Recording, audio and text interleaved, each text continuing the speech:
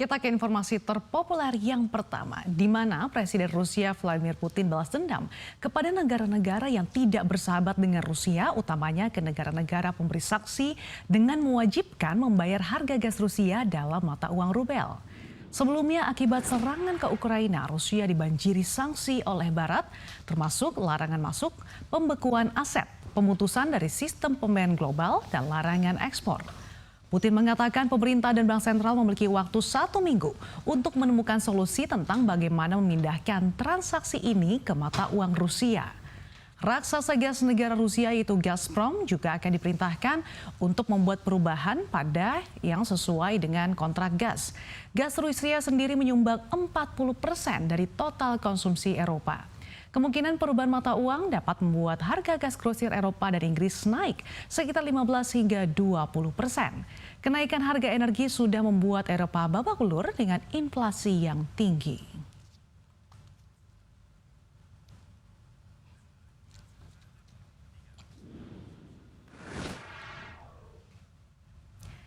Kita ke informasi dalam negeri, di mana Bukalapak atau Buka menyampaikan klarifikasi terkait transaksi jual beli saham yang dibuat oleh pemegang saham penjual, PT Belajar Tumbuh Berbagi, PT Kolaborasi Kreasi Investa, dan PT Bina Unggul Kencana. Karena sebelumnya Bukalapak sempat salah menyajikan laporan keuangan kuartal 3 2021. Di mana nilai salah satu transaksi akuisisi startup disajikan dalam angka berbeda dengan perbedaan nilai yang mencolok. Pada laporan keuangan kuartal 3 2021 dituliskan nilai akuisisi Belajar Tumbuh Berbagi mencapai $1 miliar atau sekitar lebih dari 14 triliun rupiah.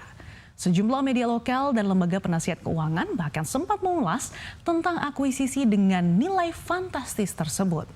Namun kekeliruan ini dikonfirmasi oleh manajemen Bukalapak.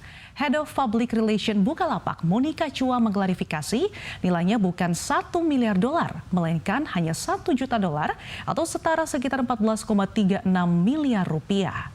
Ia menambahkan keterbukaan informasi terkait klarifikasi ini juga telah disampaikan kepada Bursa Efek Indonesia.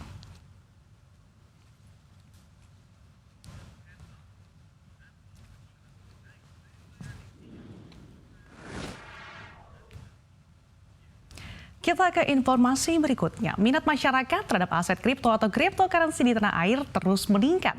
Hal ini tercermin dari jumlah investor dan transaksinya. Badan Pengawas Perdagangan Berjangka Komoditi atau Bapepti mengungkapkan, transaksi kripto di Indonesia mencapai 859,4 triliun rupiah pada 2021. Nilai ini melonjak 1.222,84% dibandingkan tahun 2020, di mana transaksi kripto dalam setahun saat itu hanya mencapai 64,9 triliun rupiah. Sementara dari sisi investor hingga 2021 terdapat 11,2 juta investor kripto. Kemudian pada Februari 2022 telah mencapai 12,4 juta investor kripto atau bertambah 532.102 investor sejak akhir 2021. Saat ini ada 18 calon pedagang fisik aset kripto yang terdaftar di Bapepti. Di antaranya adalah Indodex, Toko Kripto, Nano Invest, InCrypto, Koinku, Luno, Pintu, Rekeningku, Bitokto, Upbit hingga Zipmax. Pesatnya minat masyarakat pada kripto ini sudah mengalahkan investor pasar modal, di mana Bursa Efek Indonesia mencatat pada akhir 2021 ada sebanyak 7,48 juta investor pasar modal. Angka ini meningkat 7 kali lipat dibandingkan tahun 2017.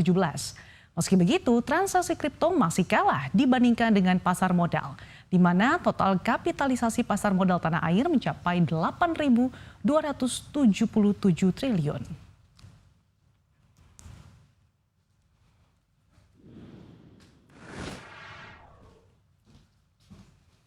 Kita ke informasi yang terakhir, di mana persoalan piutang SEA Games tahun 1997 oleh Bambang Triatmojo kepada negara belum juga menemukan titik akhir. Terbaru, anak mantan Presiden Soeharto ini justru meminta pemerintah untuk berhenti menagih utang dana talangan SEA Games 1997 tersebut. Selain tidak ingin mengembalikan utang, Bambang juga meminta Menteri Keuangan Sri Mulyani untuk menutup kasus dana talangan tersebut dan tidak perlu dilanjutkan lagi. Pihak pengacara Bambang mengungkapkan bahwa sumber dana talangan penyelenggaraan SEA Games sebesar 35 miliar rupiah kala itu bukan berasal dari APBN, namun dari pihak swasta atau tepatnya dari pungutan reboisasi dari Kementerian Kehutanan. Secara keseluruhan, jumlah piutang negara yang ditagih Kementerian Keuangan kepada Bambang mencapai 64 miliar rupiah. Angka itu dari akumulasi pinjaman pokok sebesar 35 miliar rupiah, ditambah dengan bunga sebesar 15% dengan jangka waktu 1 tahun atau selama periode 8 Oktober 1997 hingga 8 Oktober 1998. Sebagai informasi, penyelenggaraan SEA Games tahun 1997 mengalami permasalahan biaya karena Indonesia mendadak menjadi tuan rumah menggantikan Brunei Darussalam. Awalnya biaya yang diminta oleh Kemenpora dan KONI sekitar 70 miliar rupiah. Lalu kemudian membengkak menjadi 156,6 miliar rupiah. Saat itu negara tidak ada alokasi anggaran dari sisi APBN.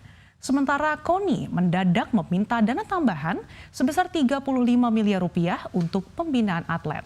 Padahal saat itu konsorsium swasta hanya menyanggupi mencairkan dana penyelenggaraan sebesar 70 miliar rupiah.